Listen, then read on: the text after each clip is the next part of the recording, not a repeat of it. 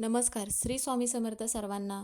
तर गुरुवारच्या दिवशी आहे माघी गणेश जयंती. आता ही गणेश जयंती जी आहे, तर या गणेश जयंतीला तुमची कोणतीही कठीण इच्छा असेल तर ती इच्छा पूर्ण होण्यासाठी आपल्याला गणपती बाप्पांना एक वस्तू अर्पण करायचं आहे.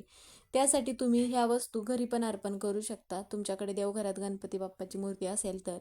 जर हरकत नसेल तर जवळपास जिथे मंदिर असेल तिथे मंदिरामध्ये जाऊन पण या वस्तू अर्पण करायच्या आहेत. त्यासाठी मग काय करायचं आहे, 6 लवंग घ्यायचे आहेत आणि एक कापुराची वडी घ्यायचा आहे आणि जो कलावाचा धागा असतो, जो धागा आपण पूजेमध्ये वापरत असतो, तो धागा घ्यायचा आहे. या वस्तू घेऊन आणि त्याचबरोबर लाल जास्वंदाचं फूल, 21 दुर्वांची जुडी या वस्तू घेऊन गणपती बाप्पाच्या मंदिरात जायचं आहे.